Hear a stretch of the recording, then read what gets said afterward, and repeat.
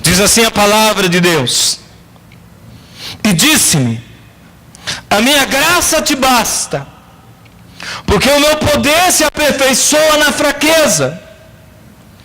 De boa vontade, pois, me gloriarei nas minhas fraquezas, para que em mim habite o poder de Cristo. Diga comigo: de boa vontade, pois, me gloriarei nas minhas fraquezas, para que em mim habite o poder de Cristo.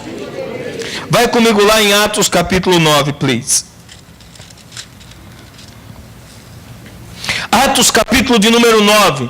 Eu vou ler do verso 1 ao verso 6.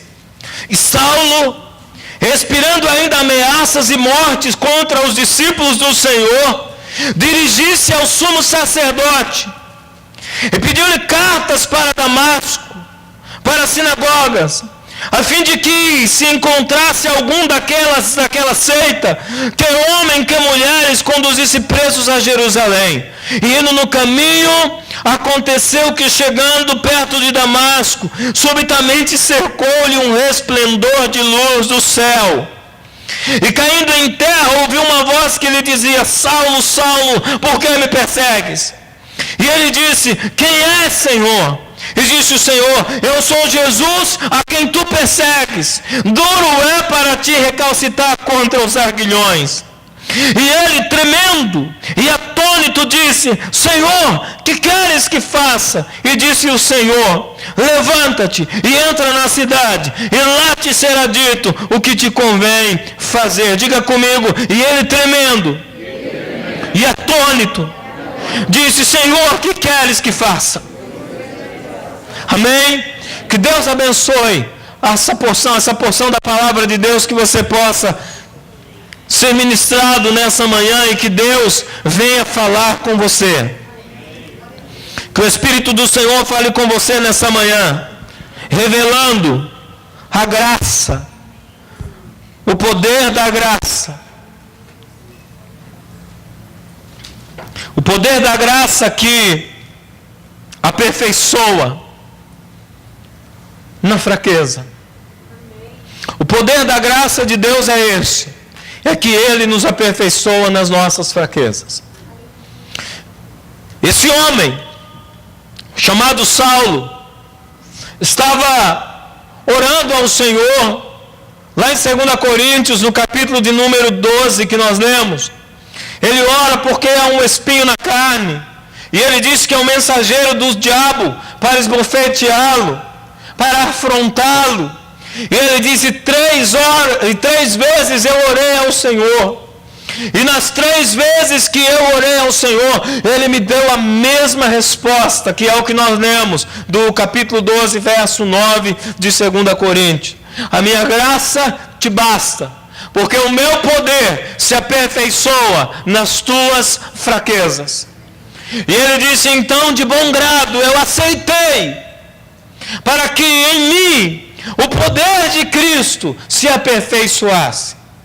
Para que o poder de Cristo se aperfeiçoe em mim, é necessário que eu me exponha, ou que eu exponha as minhas fraquezas.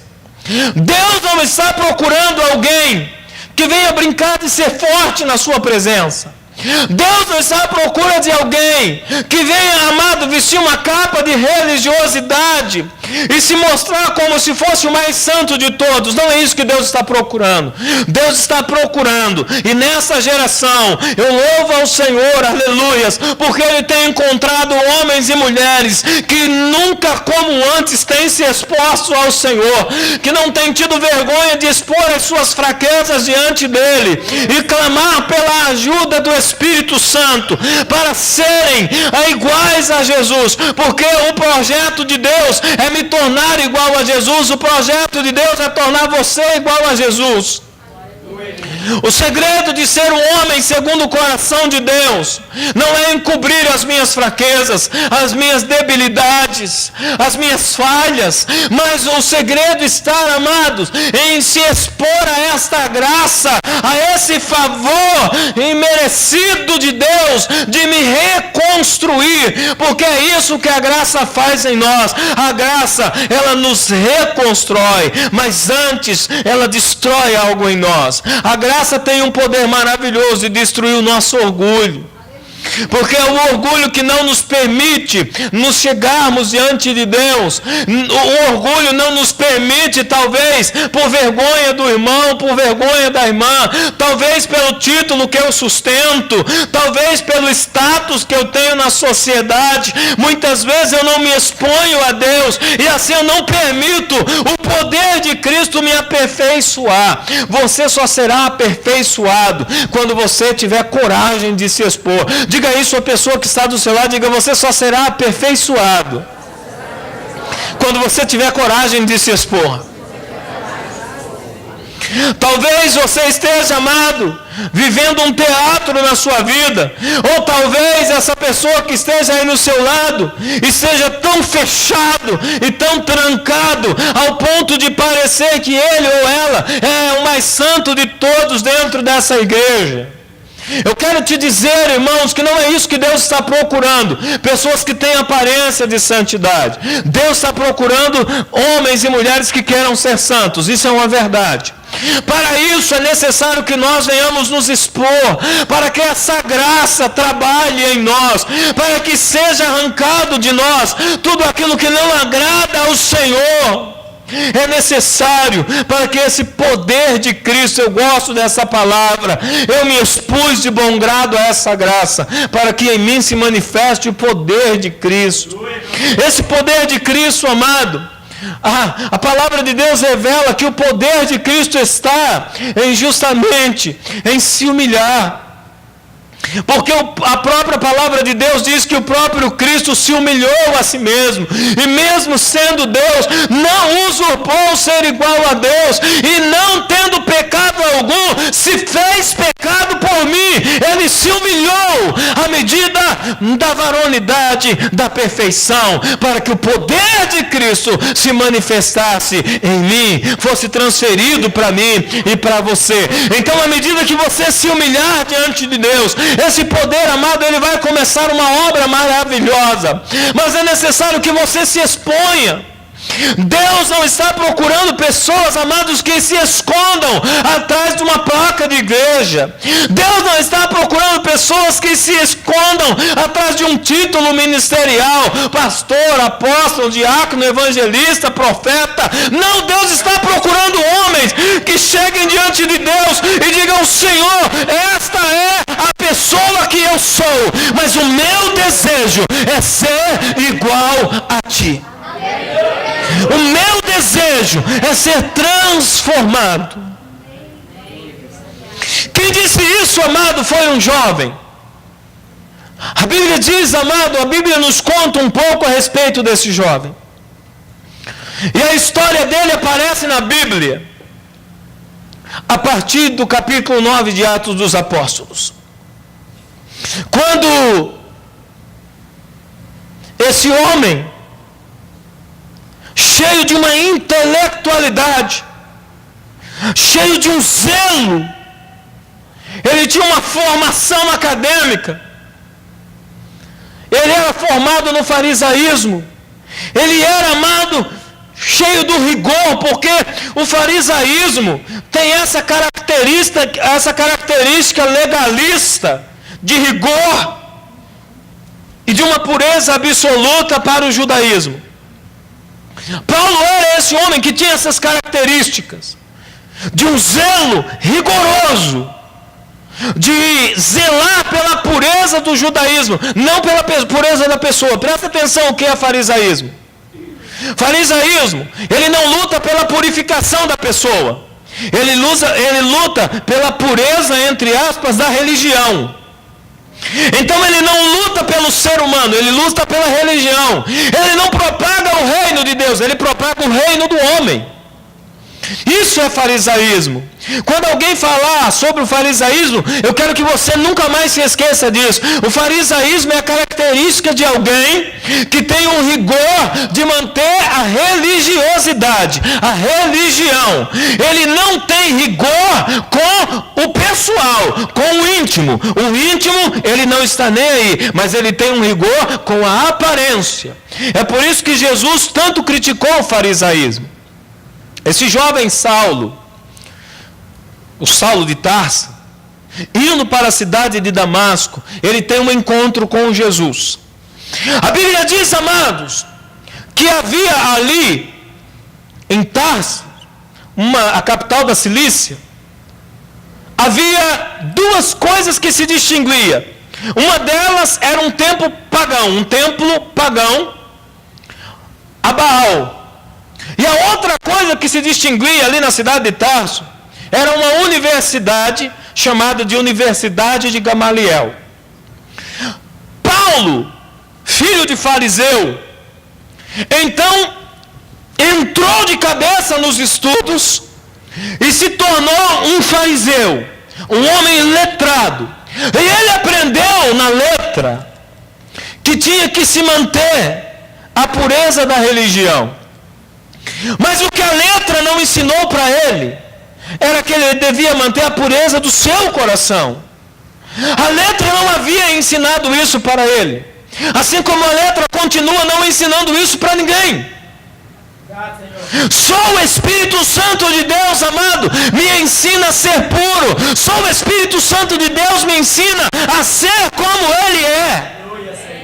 Para isso é necessário que eu me exponha a essa graça maravilhosa, porque é só a graça de Deus que tem esse poder de me transformar, de mudar em mim. Talvez você tenha alguma coisa em você que você tenha lutado, que você esteja lutando.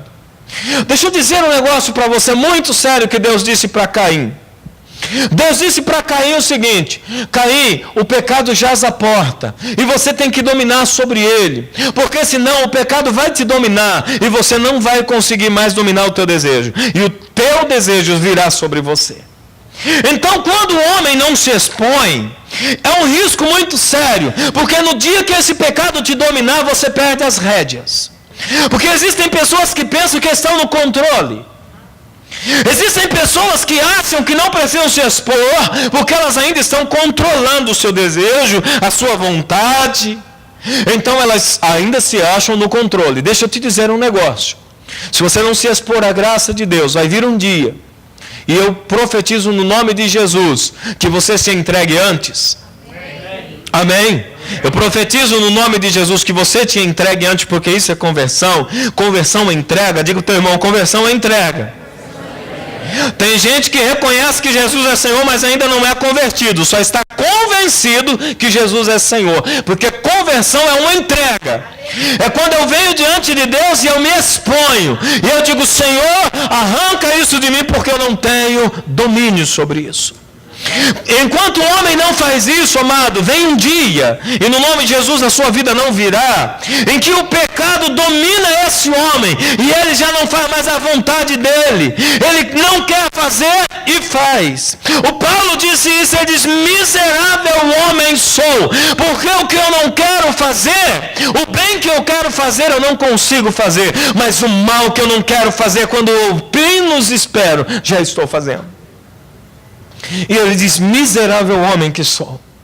Então ele ora a Deus, e ele diz, Senhor, tira isso de mim. E Deus mostra o caminho. O caminho é a graça. O caminho é você se expor a mim, para que o poder de Cristo entre na sua vida e começa uma transformação. Eu estou falando de alguém que era zeloso. Eu estou falando de alguém, ele diz assim, no farisaísmo eu excedia a muitos da minha idade. Eu era melhor do que todos da turma. Na Universidade de Gamaliel eu era o number one, eu era o número 1, eu era o top. Mas isso não me trouxe transformação. Em Jerusalém, esse homem amado era temido e respeitado pelo farisaísmo. Na religião farisaica, Paulo era um homem muito respeitado, porque Paulo, a Bíblia diz, montava no seu cavalo, botava a sua espada. Há relatos, amados, de livros históricos, que Paulo entrava montado a cavalo dentro da igreja, e as irmãs, quando estavam adorando, ele puxava ela pelos cabelos, montado a cavalo, e arrastava elas para fora da igreja, uma por uma, e entregava na mão dos soldados e de lá para Jerusalém. É prisioneira. O que está fazendo? Dançando na presença do Senhor. Que negócio é esse? Que falta de decoro, que falta de compostura. Leva essa mulher. O irmão estava pregando, ele entrava e dizia assim: prende ele, leva ele. Inclusive na morte de Estevão, que foi o primeiro mártir, foi ele que trouxe Estevão, colocou em praça pública e disse: apedreja. Tinha mais essa ainda para Paulo levar nas costas. Apedreja esse homem. E a Bíblia diz que apedrejaram o jovem Estevão e jogaram a sua túnica aos pés de um jovem chamado Saulo. Era esse mesmo homem aqui. Esse homem, amado, ele ia naquele caminho, achando que estava tudo muito bem, defendendo a religião. Mas Jesus tinha um outro plano para a vida dele. Assim como Jesus tem um outro plano para a sua vida, querido. O fato de você estar aqui nessa manhã é porque Jesus tem um plano para você.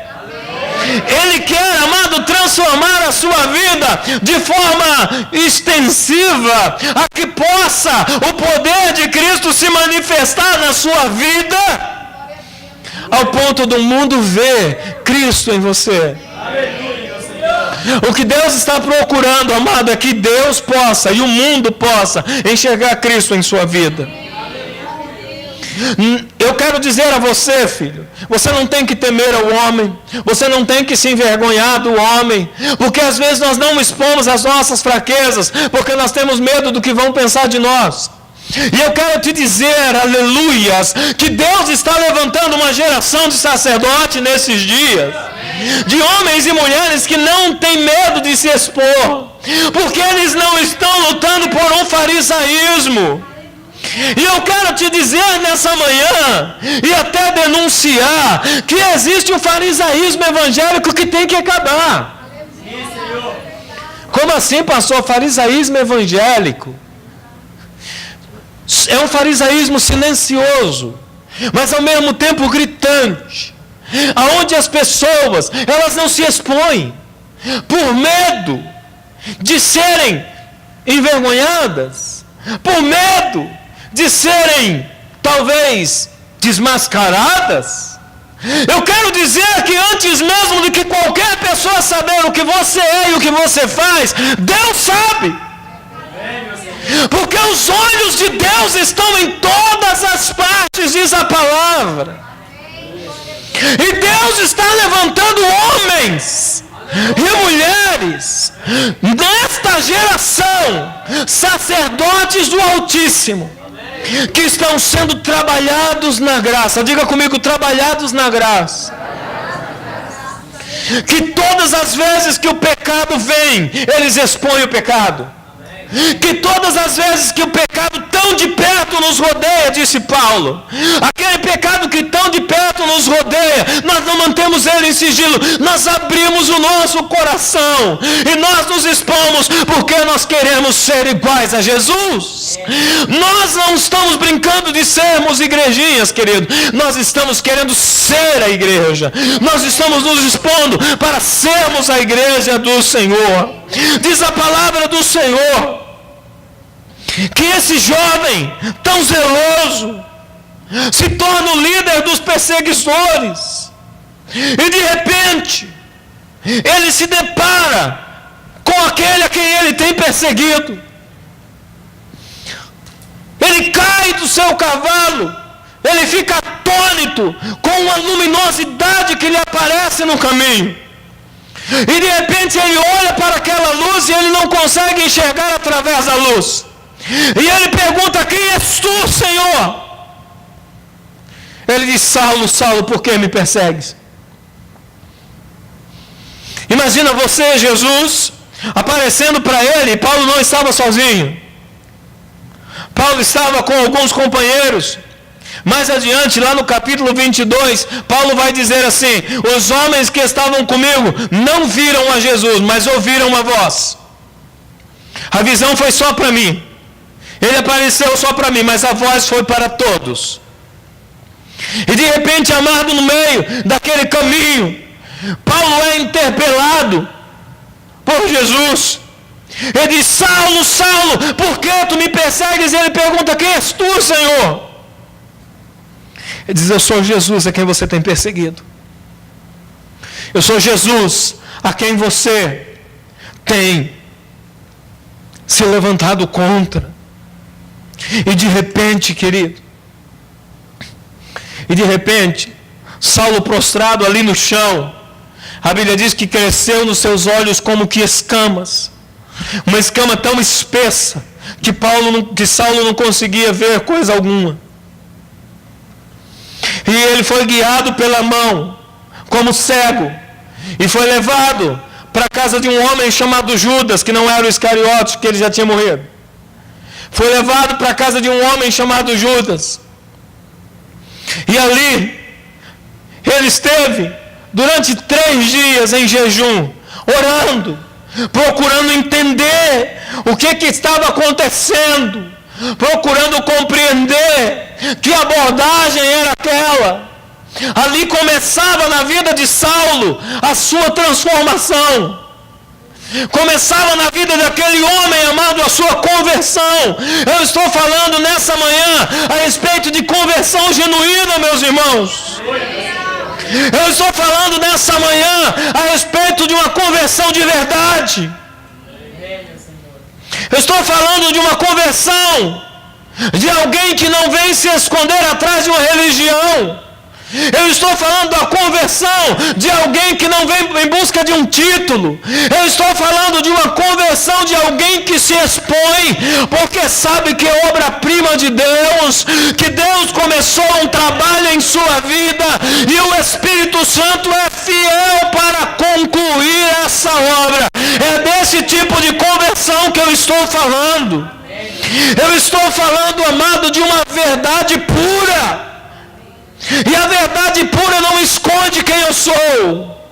Pelo contrário, a verdade pura me expõe a esse Deus e me propõe uma mudança. Eu não acredito em conversão sem mudança. Eu não acredito, amado, em conversão sem testemunho pessoal. Eu não acredito em conversão, amado, sem alterações significativas na sua vida. E isso só vai acontecer quando você se expor. Se nessa manhã você tem algo que não pode expor diante do público, é porque você ainda não está sendo trabalhado pela graça. Se tem algo na sua vida, amados, que ainda é um segredo, deixa eu dizer um negócio para você: crente não tem segredo de conduta. Você está entendendo o que eu estou te dizendo, amém? Crente não tem segredo na sua conduta. Eu estou em cima desse altar, mas você não sabe o que eu faço. Eu não acredito nessa conversão. A conversão genuína é aquela, amados, em que você se expõe a Deus. Mas isso vai te custar alguma coisa. A sequência do texto, amado, e que isso vai te custar alguma coisa. A Bíblia diz, amado, que naquela sequência, ele é tomado pela mão e guiado até a casa de um servo chamado Judas. Quando de repente, aqueles homens todos espantados não entendiam o que estava acontecendo. E Saulo terminou de chegar em Damasco e foi para a casa de Judas. Então Deus disse a um servo chamado Ananias. A Bíblia não fala muito sobre o Ananias, mas a Bíblia fala o suficiente para eu saber dele. De repente Deus encontra alguém na brecha. Como é importante, igreja do céu, como é importante haver no nosso meio pessoas na brecha. Pessoas que não estão aqui para apontar o dedo, mas pessoas que estão para impor as mãos. Isso vai fazer toda a diferença. Jesus está procurando Ananias dentro da igreja, para de encontro aos Saulos, que têm um encontro com Deus e se deparam com a miserabilidade de quem eles são, embora eles pensavam ser alguma coisa lá no mundo. Você sabe por que Deus manteve o Saulo cego durante 3 dias? Para que Saulo não visse mais nada, a não ser o seu próprio interior. Para que Saulo ficasse sozinho com ele mesmo e com Deus. Foi um momento de intimidade. É bem verdade que uma intimidade até certo ponto que foi forçada. Porque o zelo daquele homem não deixava ele parar por nada. Então Deus paralisou ele por um momento. Quantas pessoas podem estar paralisadas por um momento? E agora eu quero falar aqui com ministérios. Quantas pessoas, amados, quantos ministérios são paralisados por um momento? E às vezes é o próprio Deus que deu uma resistida. Porque Paulo estava fazendo o seu ministério farisaico, sendo um bom fariseu, mas ele não parava para olhar para ele mesmo. E de repente, amado, Deus paralisa um pouco, para que ele fizesse uma autorreflexão, uma introspecção, e se deparasse com o homem que de fato ele era, não o que a religião dizia que ele era. Na universidade diziam que ele era o melhor, nas sinagogas diziam que ele também era o melhor, nas ruas dizia, é o temível. Mas dentro dele, ele se deparou com um miserável. Deus usa um Ananias, que estava na brecha, homem no espírito. Por isso que eu digo que é necessário uma vida no espírito, igreja. É necessário ter homens no espírito dentro da igreja. É necessário ter mulheres espirituais dentro da igreja. Mulheres que não buscam seu bel prazer, homens que não buscam as suas paixões, mas homens que procuram e estão prontos para o momento de serem usados. Eu quero crer que nessa manhã, neste lugar, existam pessoas que não precisam pedir um tempinho a Deus para serem usados, mas homens como Ananias que estão prontos para serem usados. Porque existem pessoas que estão se preparando para Deus usar uma eternidade. Mas se Deus disser, quero te usar hoje, o camarada diz, espera um pouquinho que eu não estou preparado. Ananias estava preparado para ser usado, e ele não estava preparado para apontar o dedo para o perseguidor Saulo, mas ele estava pronto para impor as mãos. Então Deus disse assim, olha, eu quero que você vá à casa de Judas e impõe as mãos sobre um jovem chamado Saulo, porque ele está em oração. Eu gosto dessa palavra. Quando o camarada não enxergou mais nada, só via ele mesmo, ele entrou num jejum, amado, e numa oração, procurando entender, procurando compreender o que está acontecendo comigo. E Deus disse para ele assim, olha Ananias, vai lá, porque eu já mostrei para ele em visão, que entraria um homem chamado Ananias e punha as mãos sobre ele, para que tornasse a ver, no verso 12. E impunha as mãos sobre ele, para que tornasse a ver. Põe a mão no ombro do teu irmão assim, olha. Põe as mãos. Irmão, nós estamos em família, tenha liberdade, em nome de Jesus. Põe a mão no ombro do teu irmão. Diga para ele assim, volta a ver no nome de Jesus. Volta a enxergar no nome de Jesus. Amém? Volta a enxergar em o nome de Jesus. Talvez você está paralisado aí há tanto tempo. É necessário que tenha um Ananias que impõe as mãos sobre você, para você voltar a ver com clareza.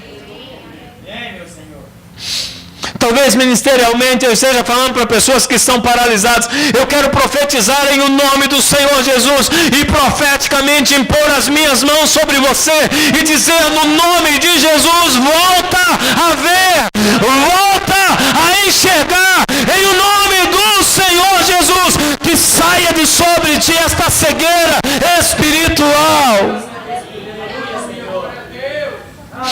Talvez Paulo não gostou do que viu quando olhava para dentro de si mesmo.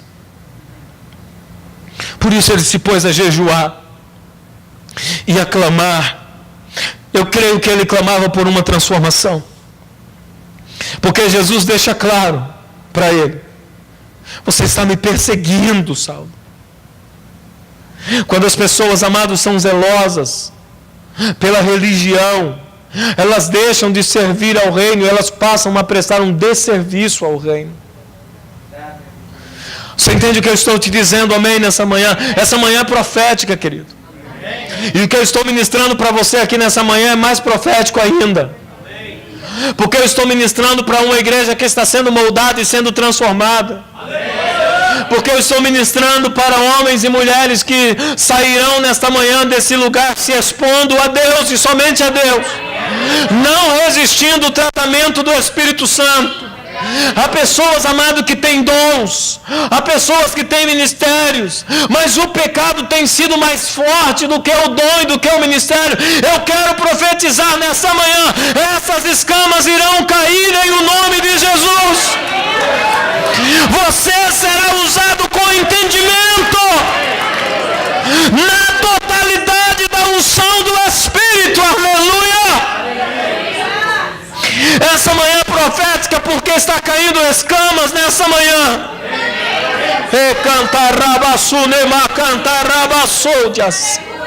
Escamas estão caindo. Sabe aquelas escamas do tipo, não tem nada a ver? Sabe aquelas escamas do tipo, mas ninguém está vendo? Sabe aquelas escamas do tipo, mas Deus entende nada?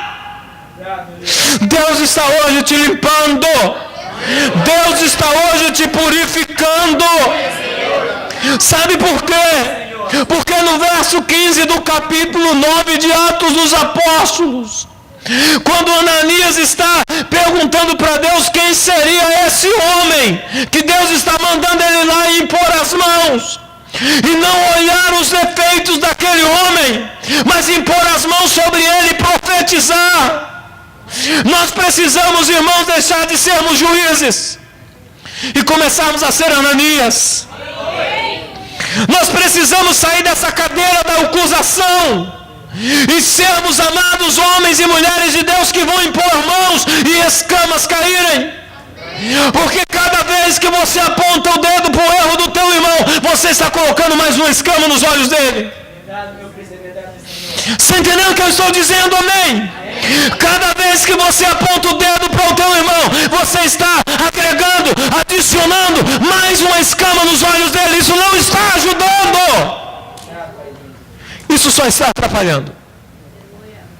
E você está prestando um desserviço sendo um fariseu.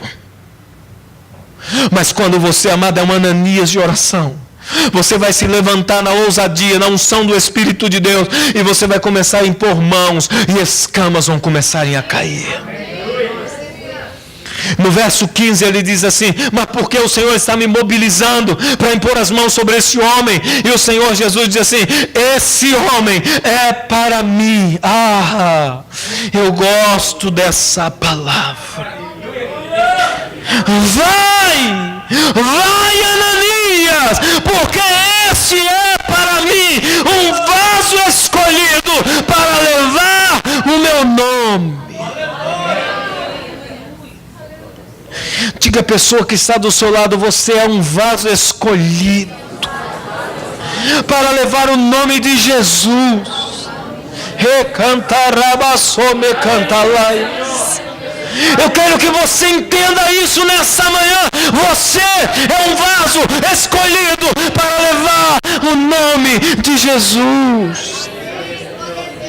O nome de Jesus tem que estar imprimido em você.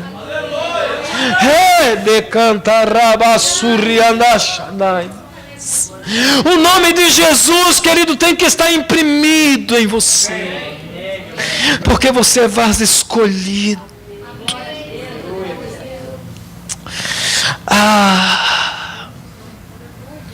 Deixa eu te dizer um negócio, vaso escolhido. Pastor, mas eu parei porque as pessoas me apontavam. Eu parei porque as pessoas me criticavam. Eu parei porque as pessoas não reconheciam-me. O verso 16 fala uma coisa muito séria. E eu lhe mostrarei o quanto deve padecer, sofrer pelo meu nome. Você entendeu o que eu te disse? Sofrer pelo meu nome. Se o nome de Jesus estiver imprimido em você, você vai sofrer. Você vai sofrer. Vai padecer pelo nome de Jesus. Escute aqui para mim. Olha aqui para mim. Se você se levantar como um homem transformado, não defensor do farisaísmo, mas defensor da transformação, você vai sofrer. Você vai perder amigos. Pessoas vão se distanciar de você. E Jesus disse que os primeiros a fazerem isso vão ser os seus parentes. É verdade, meu Senhor. Quando eles fizerem isso, é porque o nome está sendo gravado, imprimido em você. Está entendendo o que eu estou te dizendo, amém? Porque você agora, amado, não se adequa à cultura local. Você não se adequa à sociedade. Você é escolhido. Você é separado. Isso vai te causar sofrimento. E quando você orar a Ele para arrancar esse sofrimento, sabe o que Ele vai te dizer? A minha graça te basta.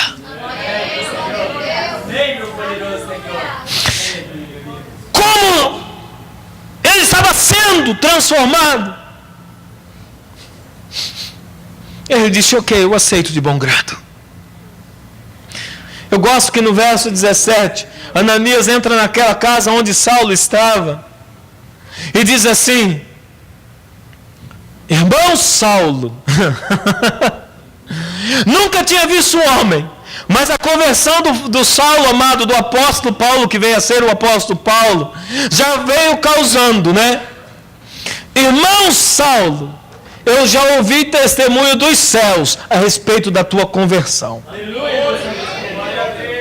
Isso que é conversão. Irmão Saulo, o Espírito de Deus me mandou aqui impor as mãos sobre você. O mesmo Senhor Jesus, Saulo, que te apareceu no caminho por onde vinhas, me enviou.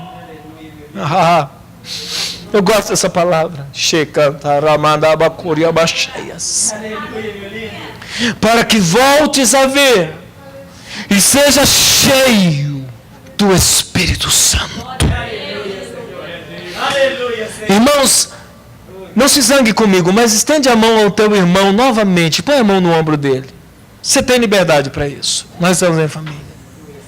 Diga: para que voltes a ver e seja cheio do Espírito Santo. Cheio do Espírito Santo. Cheio do Espírito Santo. Cheio do Espírito Santo.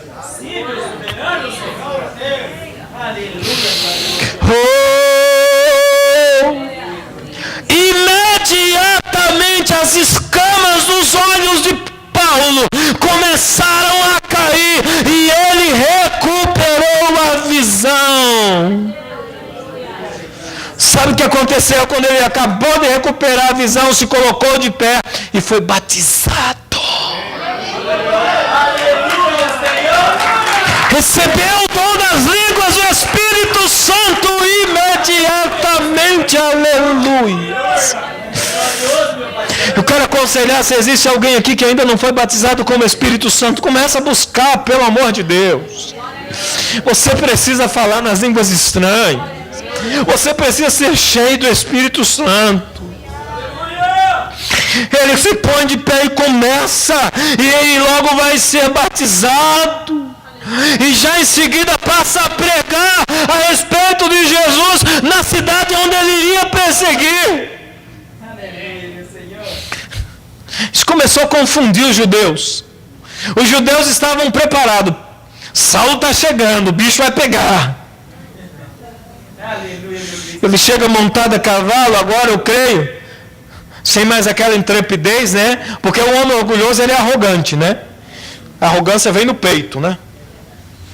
Agora Paulo chega ali em Damasco, todo murchinho, né? Os judeus já olham para ele e falam assim, alguma coisa está diferente que esse cara não é assim, ele chega todo arrogante, pega, bate, mata, espanca. Ele entra na sinagoga em silêncio. Todo mundo com certeza saúda ele. Chegou o homem purificador da religião.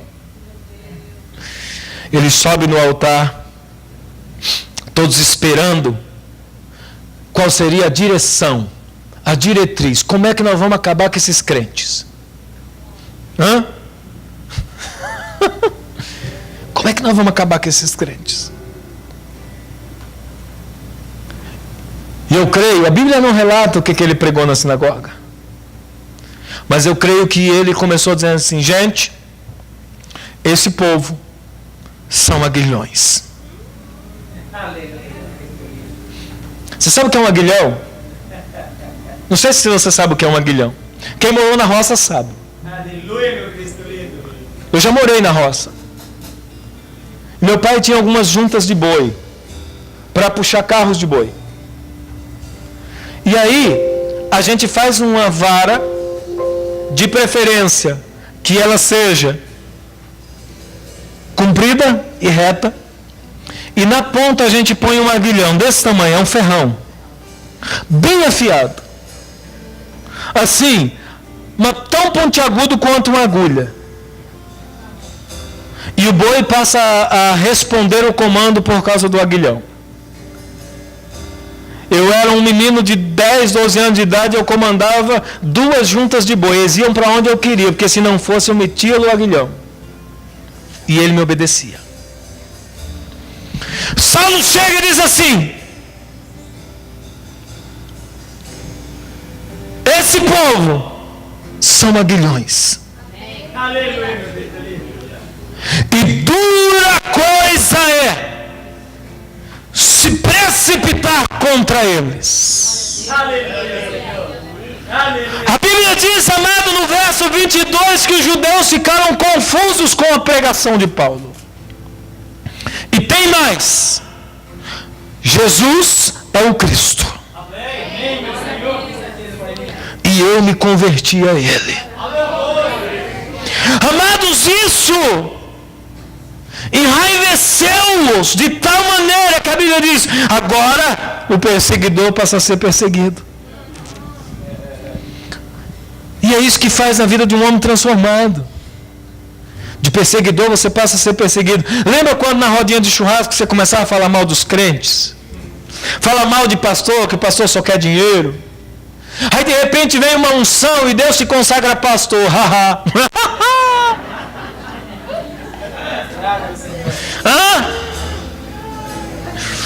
Esse bando de pastor, daí de repente Jesus é o Cristo e aquele povo é aguilhão, e dura coisa se precipitar contra eles.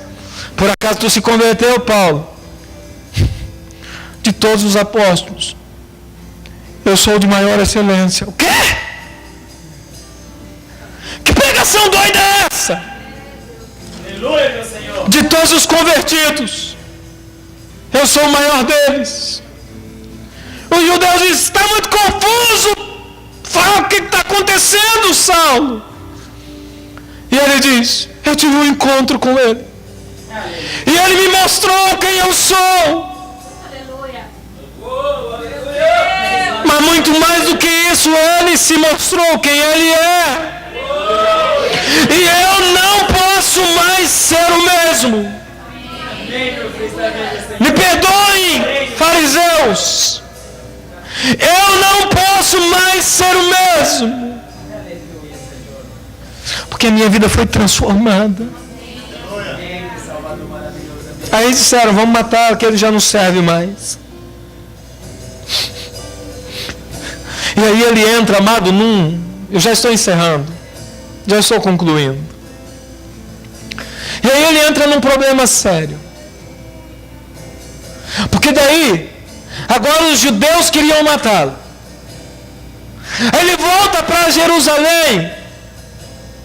E ele diz, gente, eu preciso me preparar melhor a respeito de Jesus. Eu preciso fazer um discipulado. Eu vou procurar os apóstolos. A Bíblia diz, no verso 26, que ele chegou em Jerusalém, procurava os apóstolos escondiam. Não queria falar com ele não. Tinham medo de uma cilada. Sei não se esse cara se converteu de verdade. Aí teve um irmão. Paulo, amado, presta atenção. Aquilo que eu disse no começo do culto. Como é necessário, queridos, a comunhão. As pessoas que ficam congregando em casa correm um sério risco de não serem transformados. Porque é necessário, os irmãos da nossa vida são indispensáveis. Primeiro entra em cena Ananias. E agora entra em cena Barnabé. Barnabé entra em cena. Barnabé pega Paulo pela mão e introduz-o à igreja. Aleluia, meu Cristo maravilhoso. Barnabé chega e diz assim, ninguém acredita na tua conversão, não é? Pois eu acredito, vem comigo, meu irmão. Vem comigo, irmão Saulo. Eu vou te levar lá na igreja. Mas eles estão olhando para mim estranho. Não tem problema, vem comigo. Eu não sei quantos Barnabés estão aqui nessa manhã. Eu não sei quantos trouxeram o Saulo aí pela mão. Se não o fez, faça na próxima semana. Mas o que é que vão pensar de mim se eu entrar na igreja com aquela prostituta? Vão pensar que você é Barnabé, um homem a serviço do reino. Tá me entendendo? Mas e se eu entrar na igreja com aquele bandido? O que é que vão pensar de mim? Vão pensar que você é um Barnabé, que introduz o homem à igreja. Aleluia, meu sacrifício, Senhor. Como faz falta os Barnabés. Todo Saulo precisa pelo menos de um Barnabé na vida. Diz a palavra de Deus que Barnabé, tomando consigo, trouxe aos apóstolos. Ele contou o testemunho da transformação na vida de Saulo. E como em Damasco ele falava ousadamente do nome de Jesus. E aí ele passou a andar com eles, entrando e saindo em Jerusalém. E eu quero encerrar dizendo a você, filho, que essa manhã é uma manhã de transformação. Nós vamos encontrar mais à frente no capítulo 11 de Atos dos Apóstolos, no verso 25. Barnabé faz uma viagem missionária. E quando ele chega naquele lugar, ele encontra algumas resistências. E ele diz para os apóstolos, eu conheço o homem certo para essa missão. Um camarada que quando era fariseu, ele tinha um zelo extremo para sustentar o nome de Jesus neste lugar aqui. Tem que ser convertido de verdade. Eu conheço um cara que é convertido de verdade, um tal de Saulo. Lá no capítulo 11, a partir do verso 25 até o verso 29. Aí a igreja estava temendo e dizendo, e se for uma cilada ainda? Mas Barnabé diz assim, eu passei um ano com ele, ensinando a respeito, o discipulado a respeito de Jesus. Ele está pronto. Aleluia, Senhor. E ele traz. E aí Saulo começa a pregar aos gentios. Irmãos, mas a graça de Deus transformadora era tão grande na vida desse homem, que a Bíblia diz que começou um rebuliço. Aleluia, meu Senhor. Ele impunha as mãos, o povo era curado.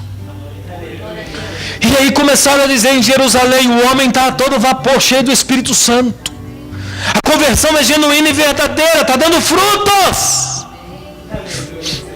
Tem tanta gente aqui cheia dos dons que está empacado. Misericórdia, irmãos. Começa a dar fruto. começa a dar fruto. Quando Deus te trouxe para esse lugar, é porque Ele sabia exatamente quem era a pessoa convertida que ia dar conta de ser crente nesse lugar. Mas não era ser crente só para si, era para os outros também.